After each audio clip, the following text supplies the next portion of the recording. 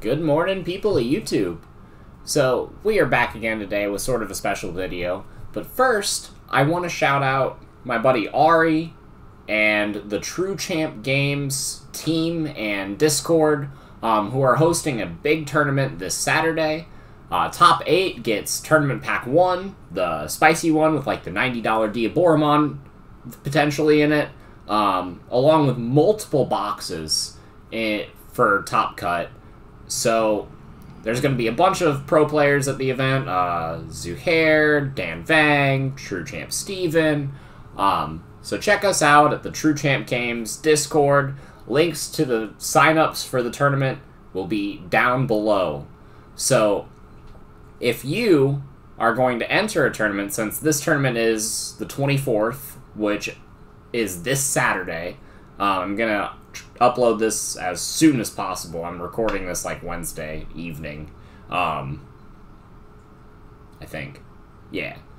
But we still have open spots in the tournament, and I know that is short notice, so you might be thinking, well, Ty, I don't have a deck prepared in that little of time. What would I possibly play at this big event with all these top players? Well, I'm glad you asked, because I have done a lot of playtesting up till now, and I probably won't have the chance to compete in any tournament, or any big tournament for the rest of BT4, because my job is picking up and there's a lot of mandatory overtime and stuff. But I'm not going to be able to play in these big events, so I feel like you guys, the viewers, should play the decks that I have a lot of testing with. You know, boots on the ground, labor, whatnot, what have you, however you want to phrase it. These decks are tried and true, and if I were to enter in a big event with them, I would feel very, very confident, and I would feel like I would do very well. Well enough to maybe get the $90 Diaboromon, or a box or two. Again, signups down below. But, yeah, we'll go ahead and get right into the video. The first deck that I want to show you is a variant of a deck that we've had on the channel before, but I haven't shown this variant yet, so let's go ahead and hop right into it. Alright, so this first deck that we have is Balance Green. So the last green build I showed you was Saris Nidhogg, super control-y. This is a build with a lot more aggression. The Hercules Kabuterimon and Grand Kuwaga split provides the perfect balance of offense and defense. If you're a more aggressive player, you can play more copies of this. If you're this Grand Kuwagamon, if you're a more defensive player, you can play more copies of the Hercules Kabuterimon. I like a mix of both. If you get the Grand Kuwagamon off, you can just take the game away. This with the Palmon and the Chaosmon, everybody knows is the big green OTK strategy. And aside from that, what you can do is you can, like, Digiburst with this to give, like, a Goblymon jamming and security attack +1, and then use this to swing over something else. Like if you suspend a blocker with a Lila, you swing over the blocker, then you swing in with your big Goblymon. That's also a play. So this deck just has a lot of different options. With the ultimate lineup, with the rookies, ultimates, and champions, you're designed to get into these level 6s as quickly as possible and just builds the ideal Digiburst stack. Nidhogg is pretty much a mandatory 3 of at this point in every green build, because it can just blow people away if they just don't prepare for it correctly with their board state. And it just complements these guys really well. So, yeah, the level 4s are pretty standard. I couldn't really decide which power gainer I liked. I do like the option to play Gargomon just in case you brick. It's slightly less demoralizing to just slam Gargomon down as opposed to the 6-drop Kabuterimon. But in the grand scheme of things, if you're more confident with being able to not brick like I do sometimes, then play more Kabuterimon. The ratios in this deck are pretty good, so you shouldn't really brick. The problem is if you clump in green, like let's say you go through like 20 cards and you haven't seen a single level 5 at this point, or a single level 6, or you're just missing one piece, it's very hard to come back with this deck as opposed to other colors. But if this deck draws even averagely, then it just rolls over most of the competition. The only non-Digimon in the deck are the 2 Mimis and the 1 Hidden Potential. And honestly, I've been thinking about going down 1 Mimi to put in another Digimon somewhere. But every time I think about that, then I get a game where I don't draw it and I'm getting memory choked at 1 the whole time. And I have to struggle to get extra memory or try harder to get my big plays off. So I think 2 is a good number. You have to play Hidden Potential. If you're not playing Hidden Potential, you're probably not playing green correctly. And yeah, the only other thing that's really notable, I guess, would be the Togemon. But I feel like the Togemon is a consistency booster, because if this deck doesn't see its level 5s and its 6s, it just loses. And you give yourself more options to do that. So you want most of your champions to be cheap, like 1 cost or low to hard play. And this doesn't really do either of those, but it does help the consistency of the deck in its own way. And with the level 5s, I see people go different numbers on these depending on the route that they're taking in green. You could really cut down one of the Digizorb package guys to play another copy of any one of these level 5s. Like, the Mega Kabuterimon is nuts. I highly recommend testing it out. I see a lot of people not playing this, and I feel like a lot of people should. Lilamon is just great. And Cherrymon has been good for a very long time, so I'm only playing one of it in my build. You could cut a Digizorber for another Cherrymon, or you could even cut the Cherrymon to play the 4th Blasto if you decided to do that. I do like this ratio. I don't feel like you need too many Digizorbers since you're not playing the Saris, and a lot of the times you're going to want to build up a stack in the raising area and then bring it out. So suspending your board is not the route you're taking most of the time, so I didn't feel like maxing out on these was necessary. And so yeah, that's why I'm playing more of these. And getting good inheritables or, you know, a 6th blocker in the deck is relatively fine. So yeah, this deck is overall just very consistent. It handles a lot of situations very well. And it doesn't matter how many rounds of Swiss you have to play with the top cut. Like, you could go like a 14-round, 2-day tournament with a top 64, and I would feel very comfortable piloting this deck because it just has a lot of ways to boost its own consistency, on top of being a relatively consistent deck with a lot of power. So this is a very, very strong pick, and one that I would highly consider bringing to a top-level event. Alright, and this is easily one of the decks with the most power in the entire format. No top player will argue with you on that one. This is going to be Yellow Mastamon. So what separates Yellow Mastamon from Yellow Wargreymon is mostly the 12k ceiling, and the potential to get that to 13k with the Wargrowlmon, giving you a lot better matchup against Megazoo. Plus, you strip away security with Mastamon's effect from your opponent for free just by evolving into her, which gives you a better matchup against security control. However, Wargreymon is generally just more aggressive of a deck, so it provides you more offense, while Mastamon has ways to control as well to get you back into the game by playing more cards like this Gatomon, which let you play a blocker and recover at the same time. So this deck is absolutely absurd.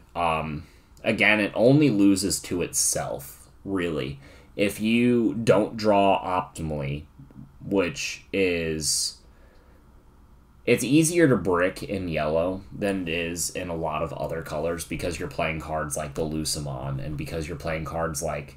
I don't want to say Blinding Ray because, like, playing 4 of it is just really good, and it's not really a brick, but if you see too many at the wrong time, then it kind of can be. But you also want to play a bunch of rookies so that you can make the maximum value off of your Angelomon, because this card should be on the Forbidden and Limited list. If Argomon is limited, then so should... Like, this card should be at, like, 2.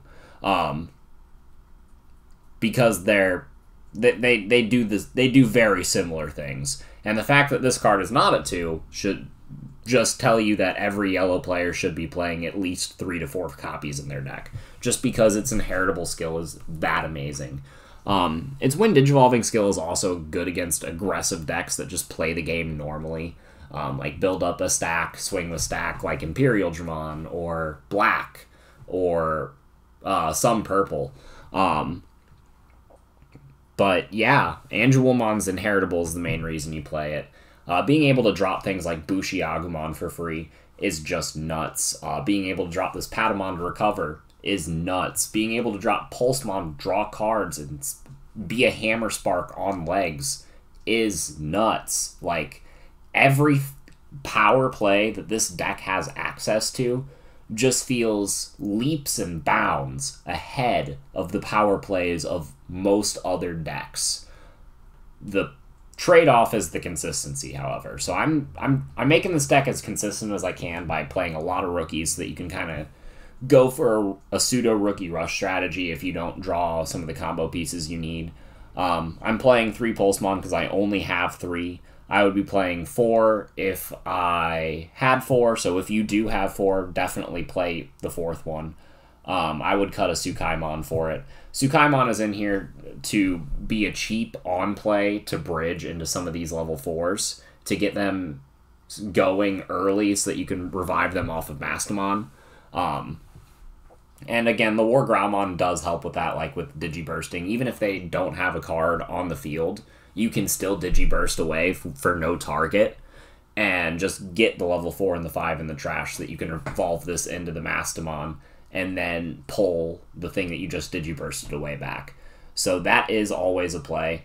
But I wouldn't, if you're going to cut a rookie for a 4th Pulsemon, don't let it be this Bushi, because you need to play 4 Bushi and Mastamon, especially, just because you're playing the Angelomon and the Mastamon, so you need to have a Bushi in your trash as well as in your hand, so that you can go for the swing with Mastamon and get the double Bushi play, and that's just kind of nuts. My previous build of Mastamon did not include Millenniumon. That was a very, very key mistake, because the only reason I lost in the bubble at the Top Cut Bandai webcam tournament was because I lost 3 rounds to Valderarm. I played 5 yellow opponents that day. I beat 2 of them. My only 3 losses of the, I think, 8-round event were to Valderarm. So I fell just short of the bubble. So Millenniumon is in this list now. Unfortunately, that does mean one of the Karis had to go. I would love to find room to put another Kari back in. Cards that I would like, but there's a couple cards I want to bump up. I want to bump up the Kari one more. I want to bump up this Angelomon, the 6 cost to hard play, that has the Wind Digivolving skill for recovery, because that's good when you brick, and to just evolve to have a 7k body. And the recovery does come up quite often since you are playing Mastamon and Blinding Ray. But Angelomon, Kari, Pulsemon, those are all cards that I would bump up given the opportunity. You could just take out both the Tsukaimon for the 4th Pulsemon and then, like, a second copy of one of these. But honestly, this deck is as consistent as I think it can be. But it is definitely more powerful than most other decks. there are very few decks that can do the things that this deck can do just as quickly. Like, I took this to my locals, and I 2-0'd 3 different people in less than 10 minutes. Like, I had time to go report my win, and they were like, "Are you serious? Like, you've already played?" And I'm like, "Yeah." Swift 2-0. Mastamon just wins games, especially if you see multiple Blinding Ray into Mastamon or get a Kari out early. Kari is just nuts with these two. And, yeah, I mean, you still have the War Greymon play that makes War Greymon so good. Every single one of your level 6s just puts on more aggression and just adds fuel to the fire. And I could keep going on about this deck, but people have seen a lot of what this deck can do. And really what I'm bringing to the table with this list isn't too earth-shattering, but it is a very, very solid list. So if you are entering a tournament yourself, this is something that I am very confident that you could win with. Like, not even just top, like, win the entire event. This is the deck that can do it. I have 100% faith in this list. So, before I go on too long about it, let's just go ahead and go into the third list I have for you. I guess if you want to know more, if you have any questions about this or any of the other decks that I've shown off in the video, please let me know in the comments down below. No, that is not a mistake. Yes, this is black. And yes, I do think I could top an event with this deck. This deck beats yellow. And yellow is the best deck in the format. Now, I do have to preface this with it is an uphill battle against green if you are playing this.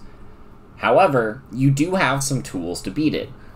With the Marcuses in the deck, you have access to Gaia Force, so you can give yourself a little bit better of a matchup against green. You don't want to, like, hard play Gaia Force against them, but if they run into it against security, they just lose.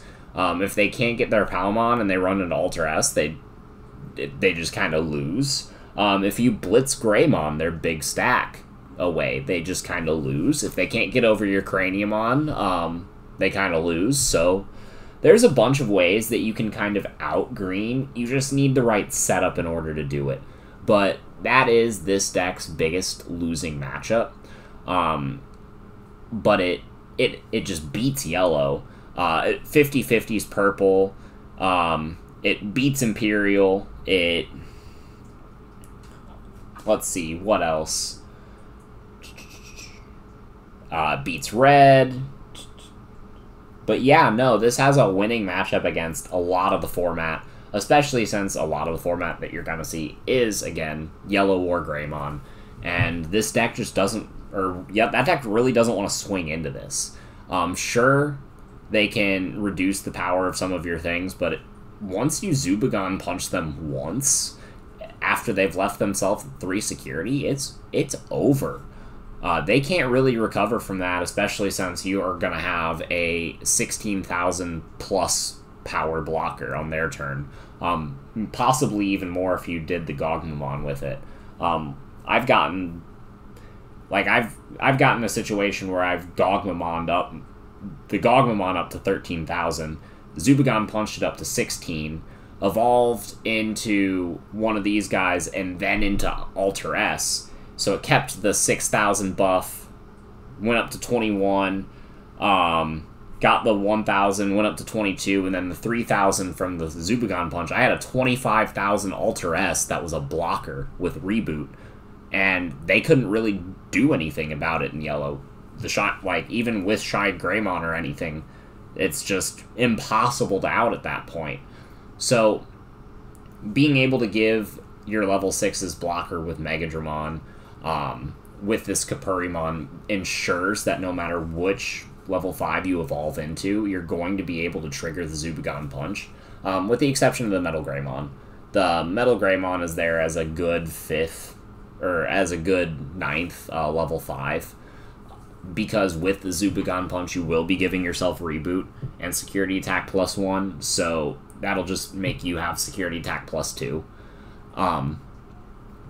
And the Marcus is just neat in this deck because it does, yes, allow you to play Gaia Force, but it also allows you to gain memory whenever Blitz Greymon and Black War Greymon do attack. Black War Greymon is a great card in black, just an excellent addition to the aggressive options that black has.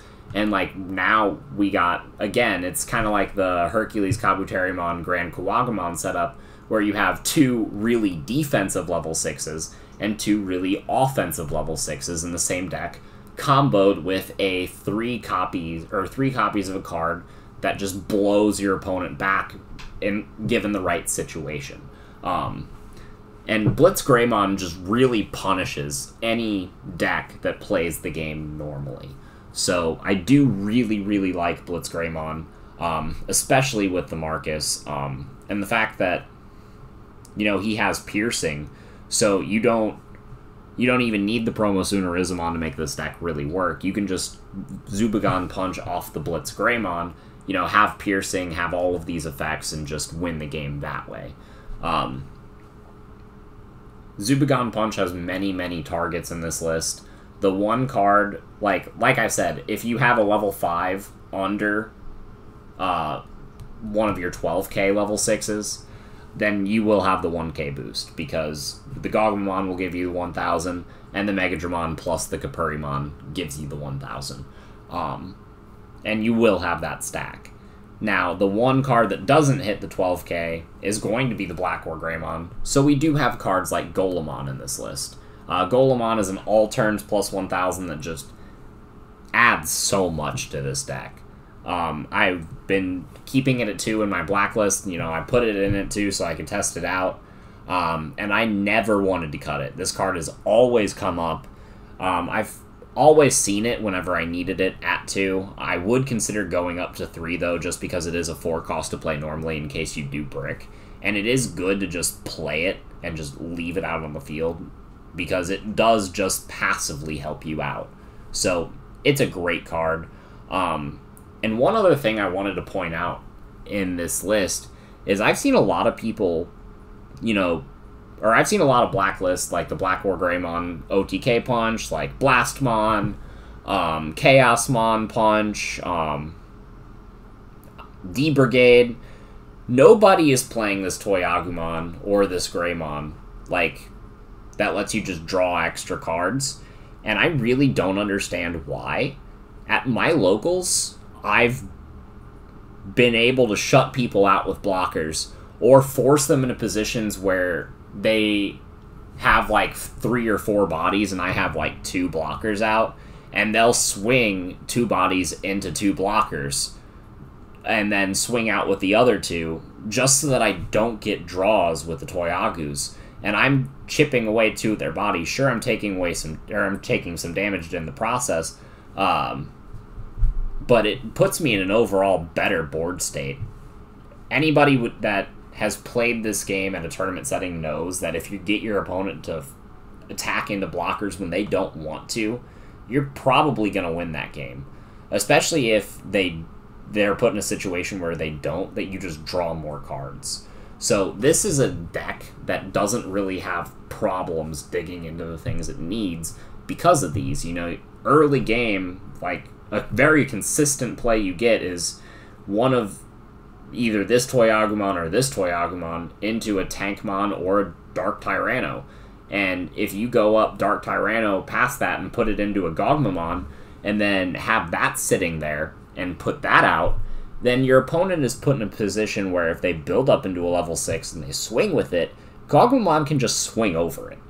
So they're not in a good position, so they don't want to swing, and by doing that, you draw more cards. So, again, Gogmamon is like a really good card that lets you stop, swing over things. It can also punch, and then the Toyagumon, like, and the Greymon just give you the draw power that you need. to get into the big pieces, like the Gogumon, like the Black or Greymon, like the Zubagon Punch, even the Marcus. The Gaia Force, when you need it, does come up a lot. The one thing about this deck is its green matchup, like I said. It's not even really that terrible. It's like 60% in their favor, 40% in yours, which is still a losing matchup. So I'm not gonna like say it isn't. And green is a pretty common deck, but the fact that it goes like 70-30 against yellow, like you seriously beat yellow like 70 to 75% of the time with this deck. So they have to draw very, very well in order to beat you. Like I said, yellow is one of the most powerful decks. So if they just high roll and get everything that they need right off the bat and just slam you in the face with Mastamon before you even get into a level 5 or a level 6, then you're going to have a bad time. But most of the time, they need at least an extra turn to get set up. So you don't see that happen as often. But this is the deck that, if you are going to enter it in a tournament, is going to be the deck that makes a statement. Like, this is not only a good deck, but a strong deck. I just don't know if it could go, full, 9 to 12 rounds of Swiss, just, like, consistently without running into at least a couple greens, or green players. But, this is a good meta call. If you go into a tournament expecting to play yellow, and you bring this, you will top. Like, it's just that good against the yellow matchup, just because of all of the tools that you have to slow them down. Yellow really wants to swing. And, like, I guess it's part how you play. Like, some of you might be wondering how in the world this deck beats yellow.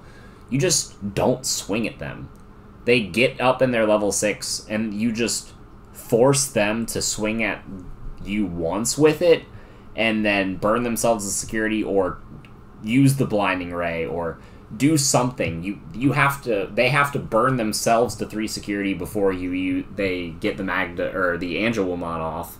And once they do that, then you just smack them in the face for the rest with Zubagon Punch, and then just have your blockers shut them out on their next turn.